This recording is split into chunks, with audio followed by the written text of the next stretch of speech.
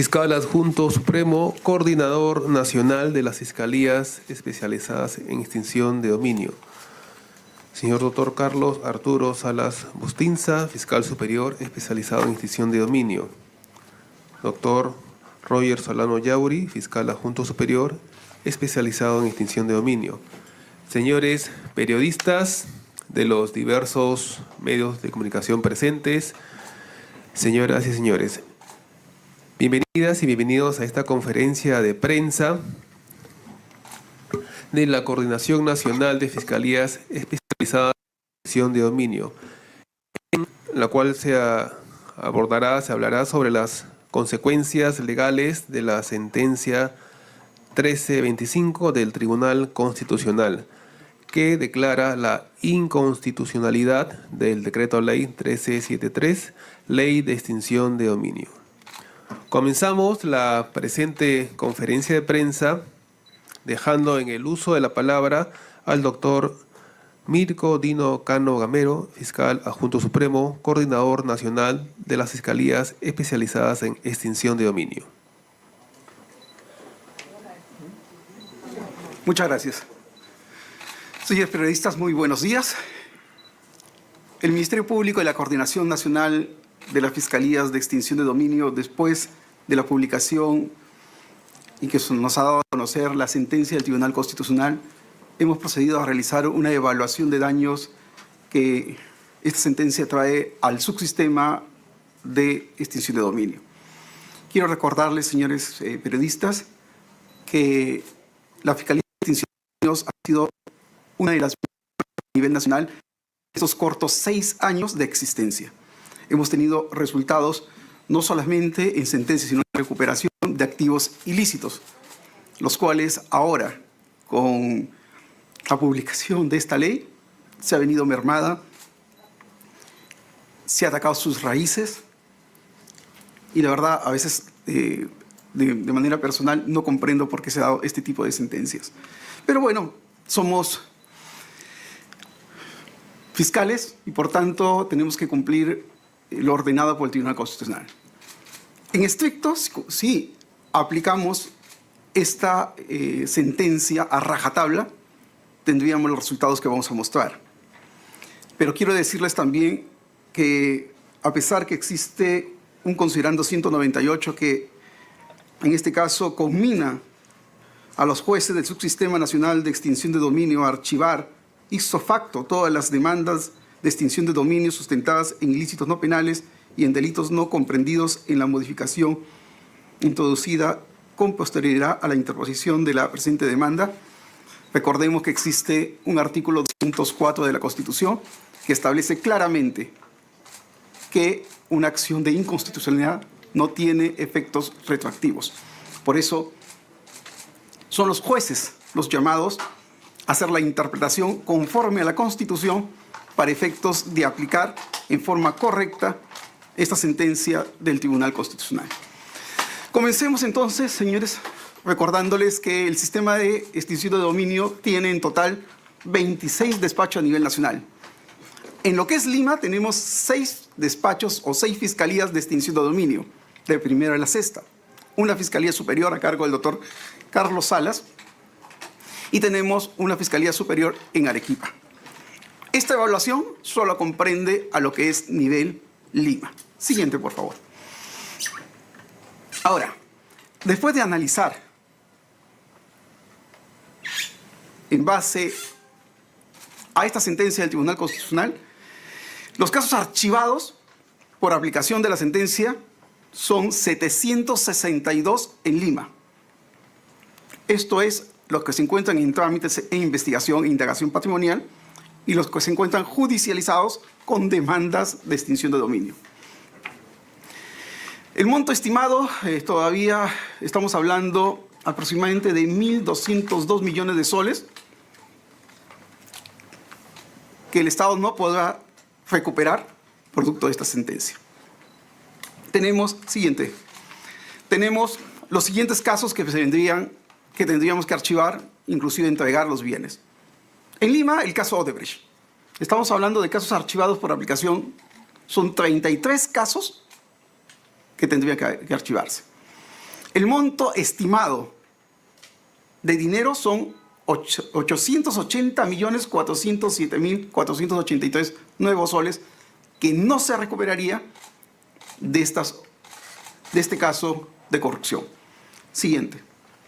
El otro caso, esos son los 33 casos que son archivados y que también vamos a compartir. Siguiente. Ahora, la tercera Fiscalía Provincial de Extinción de Dominio también tiene casos. Son 208 casos que se van a archivar. Y estamos hablando de 310.341.964 soles que no vamos a recuperar a favor del Estado. Siguiente. En estos casos encontramos el caso del camarada Artemio Florindo Eleuterio Flores. La pérdida económica para el Estado por no recuperar esto es 3.145.000 soles. Caso Artemio. Siguiente. Otro caso emblemático que tenemos, siguiente por favor, es el caso del clan Orellana. La pérdida económica para el Estado es de 259 millones de soles. Recordemos, señores, que el Tribunal Constitucional ha dicho que a partir de febrero de 2019 hacia adelante es extinción de dominio. El resto no. Por eso que esos casos, si aplicamos a rajatabla lo que dice el Tribunal Constitucional, vamos a tener que devolver y perder el Estado esa cantidad de dinero que se ha venido extinguiendo. Siguiente. Joven, siguiente. El caso del presidente Ollanta Humala Tazo. La pérdida económica para el Estado es de 740.000 nuevos soles. Es un caso emblemático también que afecta la sentencia del Tribunal Constitucional. Siguiente. El caso del señor Vladimir Cerrón Rojas. También es una pérdida de 1.591.000 soles que no va a recuperar el Estado por aplicación de esta sentencia. Siguiente. El caso de Lucio Tijero Guzmán, también una pérdida de 3.339.000 soles. Es un caso emblemático que también se va a perder. Siguiente. El caso del congresista José Arriola Tueros.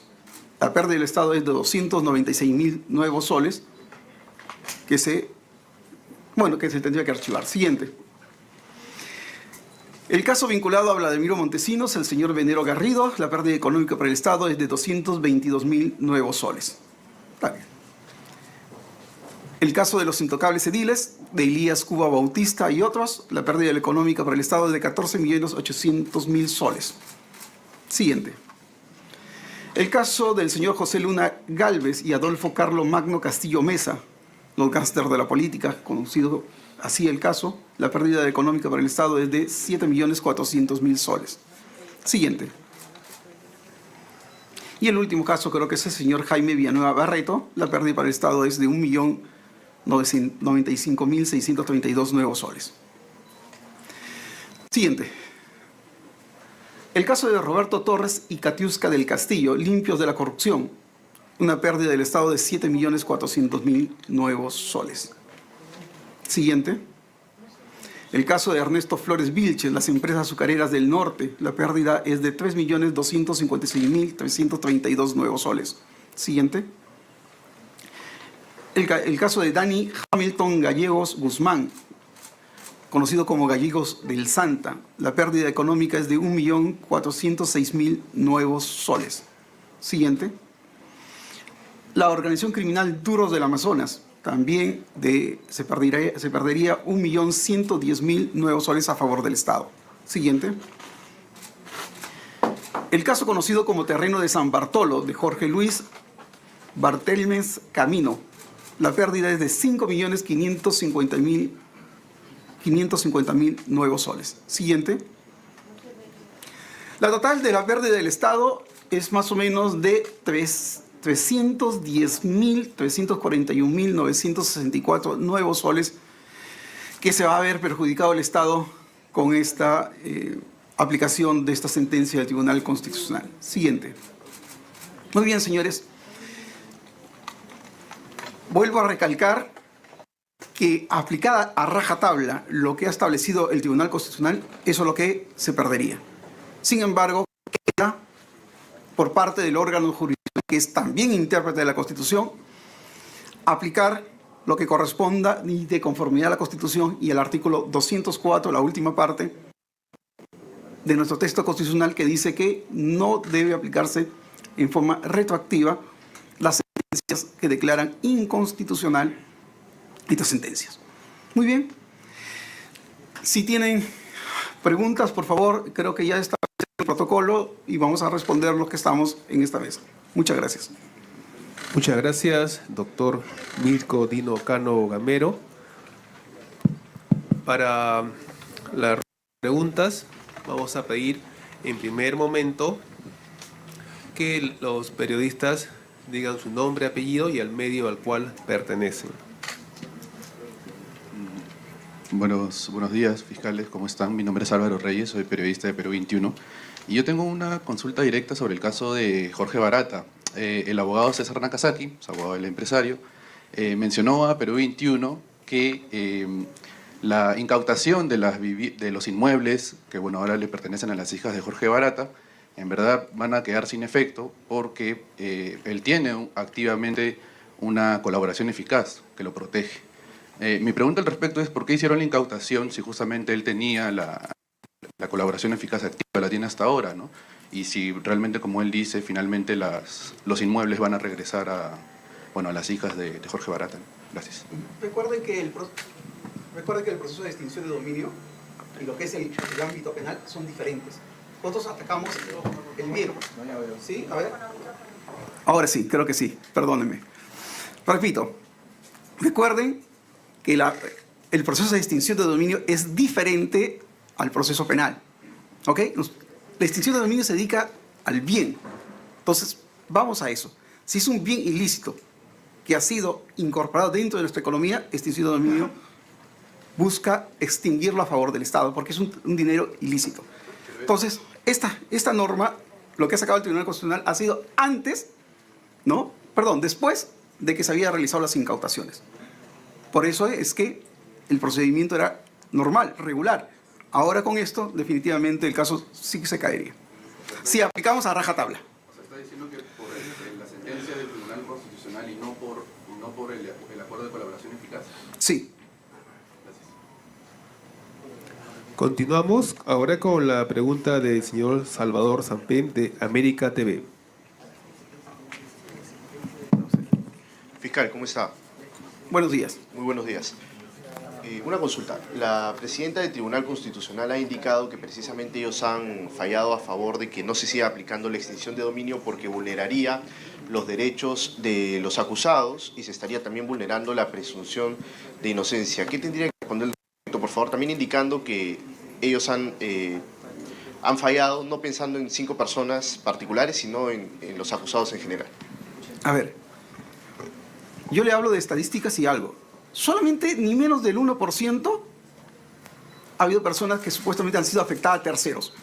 Por eso que yo discrepo, respeto la sentencia del Tribunal Constitucional, pero no dice exactamente, por ejemplo, qué casos o en qué casos se han basado para que digan que se ha afectado el derecho de terceros. Recuerde que más del 90% son instrumentos del delito. Es decir, han ejecutado el hecho, por ejemplo, llevando un camión droga. Se ha afectado eso. Se ha encontrado droga en una casa, se ha incautado el inmueble. Esos son instrumentos o efectos del delito que es producto, pues, de haber ejecutado el hecho ilícito. Entonces, en realidad, no se ha vulnerado derecho de terceros, porque no está en la sentencia en qué casos en sí se ha vulnerado. Se habla que se han protegido derechos de personas que no estarían involucradas, pero, como vuelvo a repetir, solamente el 1%. Y usted mire los casos que tenemos que se han beneficiado. La pregunta es, entonces, ¿a quién se benefició? ¿A qué terceros inocentes o de buena fe, que me digan los nombres, ¿no?, que se han perjudicado con la aplicación de la ley de extinción de dominio? Yo doy datos reales. ¿Qué casos se van a caer? ¿Ustedes dudan de que el señor Artemio haya cometido delito de terrorismo? ¿O personas que han sido sentenciadas? ¿No se está beneficiando a ellos? Que me digan casos concretos. Porque en forma general yo puedo decir, hoy la población o personas están perjudicando, pero la extinción de dominio no ha trabajado así. Ha trabajado muy profesionalmente, las fiscalías han trabajado muy profesionalmente respecto a qué cosa o qué bienes extinguimos. Estamos atacando organizaciones y hechos ilícitos comprobados. ¿Te gustaría beneficiar al señor Cerrón, Vladimir Cerrón? Ustedes han visto, ¿sí? ¿Quién se beneficia? La vista en las imágenes. Muy bien, vamos a continuar ahora dándole... Para complementar.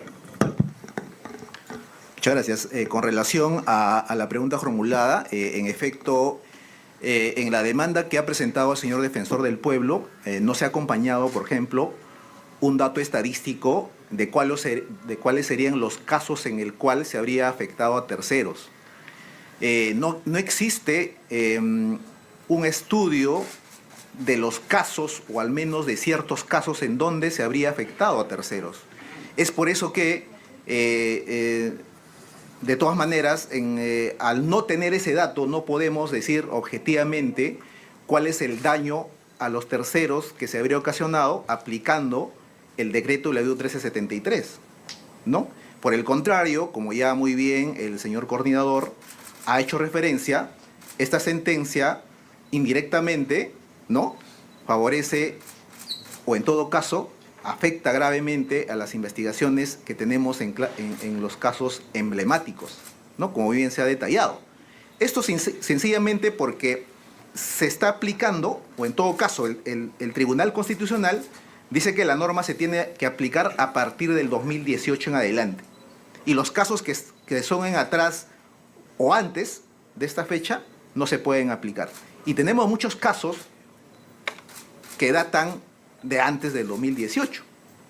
Entonces, estos bienes prácticamente quedarían como legalizados, quedarían como que los bienes que han obtenido ilícitamente ya ahora tendrían un título legal, un reconocimiento legal. Entonces, eso es lo que se ha llegado con esta sentencia del Tribunal Constitucional, ¿no? Pero por eso, ahí va el tema. No tenemos datos objetivos cuáles se habrían afectado con la aplicación del decreto legislativo 1370. Eso no se tiene. Entonces, eso quería hacer mi aporte. Muchísimas gracias. Muy bien, vamos a continuar ahora cediéndole el turno al señor Luis Sánchez de Quilax. ¿Qué tal? Buenos días. Por favor, ¿podría repetir cuál es la posición sobre el Ministerio Público sobre la sentencia del Tribunal Constitucional sobre la extinción de dominio? Por eso, ha salido la sentencia. Hemos hecho una evaluación de los daños de aplicar en estricto esto. Pero recuerden que quien tiene que aplicarlo son los operadores jurídicos. Estamos hablando posición del Ministerio Público y quien va al final a resolver es el juez. ¿Cuál es la posición del Ministerio Público? Por eso, nuestra posición es que vamos a defender de que estos, conforme al artículo 204 de la Constitución, esto tiene efectos, no tiene efectos retroactivos, sino esto tiene que aplicarse a la interpretación de aquí para adelante. Eso es el criterio. Veremos el órgano jurisdiccional qué es lo que resuelve. Y al fin y al cabo nos sometemos a lo que el Tribunal Constitucional, a lo que el Poder Judicial determine caso por caso. ¿Sí? Muy bien, continuamos ahora con el señor Américo Guamán de TV Perú. Buenos días. Buenos días. El defensor del pueblo señalaba que usted ha presentado casos emblemáticos, pero también hay casos pequeños que no son muy conocidos, como por ejemplo, y lo señalaba el defensor del pueblo, el caso de comerciantes del centro comercial, valga la redundancia, Las Malvinas, en donde, por ejemplo, señalaban de que las personas propietarias ya por la edad no trabajan ahí, alquilan sus stands y en esos stands fueron incautados celulares robados y por encontrarse en ese lugar los celulares robados también se perjudicaban con la extinción de dominios esos locales que eran alquilados a través de documentos firmados y todo, pero se comprometía también a la propiedad.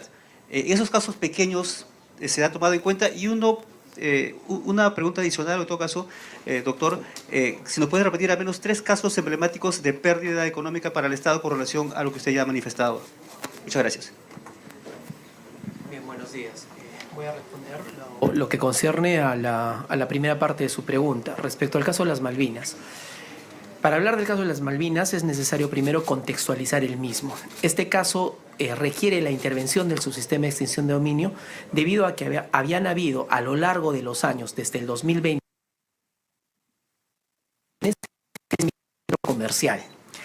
Y en cada de estas intervenciones, muchos de los stands eran reutilizados, reinstrumentalizados para la receptación y venta de celulares y otros equipos de cómputo de alta gama de dudosa procedencia.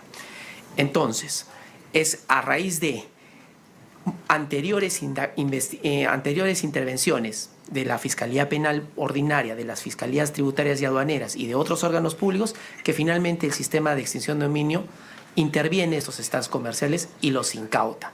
Y si bien es cierto, en la mayoría de estos existía un arrendamiento que era quien los conducía, era el mismo arrendador, en muchos de estos casos, que había sido intervenido en el 2020, en el 2022, en el 2023, lo que nos lleva a decir que el propietario no cuidaba su bien. Al propietario lo único que le interesaba era la función económica del bien, pero no miraba la función social del bien.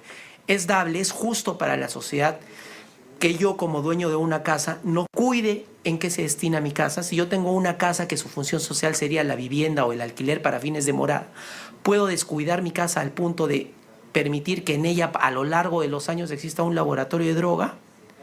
Este hecho, esta negligencia del propietario respecto al uso de su bien está contemplada en la Constitución, porque la Constitución también prevé que los bienes tienen que ser usados conforme al bien común, entiéndase la función social, no solo conforme a la función económica.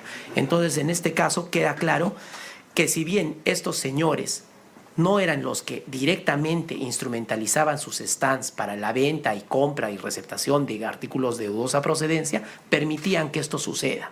Y esta permisión necesitaba de una consecuencia jurídica, que precisamente la preveía el ordenamiento jurídico de extinción de dominio. Además, recordemos que el cuidado, la obligación de cuidado y de vigilar el correcto uso de los bienes no es personalísima. Si yo tengo un bien, la ley no me impone a mí. Yo puedo tener un representante, un apoderado, puedo tener terceras personas que hagan esta función por mí. Lo que no puede darse es que yo me desentienda del uso que se le va a dar a mi propiedad y que solo me interese en la función económica de la misma, ¿no? Hay un bien común que debe ponderarse al bien particular. Esa sería la respuesta a la primera pregunta. Gracias. Muchas gracias. Ahora vamos a continuar con la pregunta del señor Paolo Segarra de Latina. Hola, buenos días, fiscales. Buenos días. Una de las principales críticas que recibía esta ley de extinción de dominio es que se cometían algunos excesos. Parte de estas críticas o observaciones vienen, por ejemplo, de personas que ahora destacan que con esta fallo del TC se va a poder devolver los bienes en caso los acusados salgan absueltos o salgan inocentes de los procesos que estaban llevando. Sobre este comentario, ¿ustedes antes no se devolvía estos bienes o qué observación tendrían que hacer ante este comentario que realizan mucha de la gente que está de acuerdo con el fallo del TC? Yo hablo con estadísticas, ¿no? No existen estadísticas que hayan absuelto a una persona, que hayan declarado inocente a una persona de un delito y que no se haya extinguido el bien. ¿Ok? Las únicas formas pues, que había en que no había una sentencia de fondo, por ejemplo, es cuando prescribía o moría la persona que estaba involucrada. Entonces, en base a lo que dice el TC, por eso le digo, objetivamente, datos objetivos que digan en este caso, no existen. Y en la demanda de inconstitucionalidad presentada por el defensor del pueblo, no presentan esos casos. Son generalidades. Al contrario, como le vuelvo a decir, el 90% de todas las sentencias no fueron apeladas. Díganos. Y solamente hay, cierto, no es perfecta la ley, pero es perfectible porque es de seres humanos. Ir avanzando y mejorando las cosas. Pero mereció que se ataque al sistema de extinción de dominio beneficiando a grandes organizaciones y personas que se han beneficiado con esta interpretación. Yo siempre lo pongo en blanco y negro y clarito. Se ha utilizado la generalidad de perjuicios a ciertas personas no determinadas para hacer una demanda. Ese es lo concreto. ¿Y en qué porcentaje se han devuelto los bienes, digamos, en todo este tiempo? No, recuerde que recién han salido. Recuerde que en caso por caso van a tener que solicitarlo y va a tener que haber un pronunciamiento jurisdiccional respecto a la entrega o no del bien. Muy bien. Tenemos una siguiente pregunta. Claudia Guapantingo, de RPP. Fiscales, ¿cómo están? Muy buenos días. Buenos Ahora, días, con este fallo, ¿no?, del Tribunal Constitucional, ¿qué mecanismos tendría que tomar el Ministerio Público para evitar que estos bienes, en su mayoría obtenidos ilícitamente, desaparezcan o sean transferidos a lo largo de estos procesos judiciales? Y también si es que el Estado corre el riesgo de que se pierda la oportunidad de asegurar bienes para el cobro de reparación civil, ¿no?, en casos graves como lavados de activos o de corrupción. Muchas gracias. Sí, nosotros también tenemos nuestro plan B. Nuestro plan B es efectivamente que las investigaciones llevadas por los fiscales penales, lavado, corrupción, hagan las incautaciones respectivas para efecto de que cuando se salga la sentencia y se consienta, poder esos bienes que no sean entregados. Entonces, eso es lo que se está buscando, en un primer lado. Muy bien. En un segundo lado, hemos solicitado también unas aclaraciones a través de la Procuraduría Pública, que ha sido demandado. Entonces, aclaraciones respecto a la sentencia del Tribunal Constitucional. Ese es el otro paso. Ese sería el plan B del Ministerio Público. Sí, el plan B es que las fiscalías penales y todas las que están involucradas que incauten, ¿no? Hayan incautado los bienes para que no sean entregados. ¿Y el Estado correría el riesgo de que ya no haya en todo caso? Lo único que tendría que el Estado esperar es hasta el final de la sentencia, es decir, si demora 5 o 6 años esperar. Lo que bueno de extinción era que inmediatamente trabajaba, se tenía resultados inmediatos. Ahora vamos a tener que esperar 5, 6, depende de la sentencia que quede consentida. Muy bien, tenemos una última pregunta. Señor Renato Nole, de Panamericana. Señor Renato. ¿Qué tal? Buenos días. Buenos días. Para que me detalle o aclare de qué manera se caerían estos casos, teniendo en cuenta que la sentencia aclara que la extinción de dominio sí se va a aplicar a organizaciones criminales. Entonces, ¿de qué manera se caerían estos casos que ustedes han mencionado? Uno de los primeros ha dicho, esta sentencia a partir de febrero de 2019 hacia adelante es aplicable, el resto no. Casos, por ejemplo, Odebrecht, son anteriores. Si aplicamos a rajatabla, se tendría que caer. Devolución. Si ha habido incautación, no se devolvería, pero se esperaría el final del proceso, por ejemplo, de los casos del equipo especial. Se están dando 6 sentencias tienen, va bien. Entonces vamos a pedir en todo caso, si ellos no han incautado, poder hacerlo a través de ahí. Pero vuelvo a repetir, si no hubiera eso, se devuelve. Extinción ya tiene que haber un pronunciamiento jurisdiccional, porque van a plantear para que se levanten las medidas cautelares, se archiven los casos de extinción, y eso tiene que haber un procedimiento jurisdiccional, caso por caso. Es decir, no es que el Ministerio Público, porque no está ordenado así, en esta sentencia, que ordena al Ministerio Público archivar todo, no es así. Lo que está combinando es al Poder Judicial. Entonces, tiene que haber un pronunciamiento caso por caso. ¿Sí? Muy bien, de esta manera ya damos por terminada la rueda de preguntas. Agradecemos al doctor Mirko Cano Mero, coordinador de las Fiscalías Especializadas en Extinción de Dominio, así como también a los fiscales que lo acompañan en la mesa de honor. De igual manera, agradecemos la presencia de los señores periodistas que nos acompañan el día de hoy.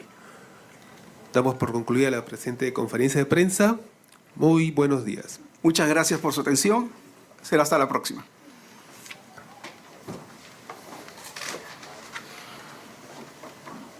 Foto.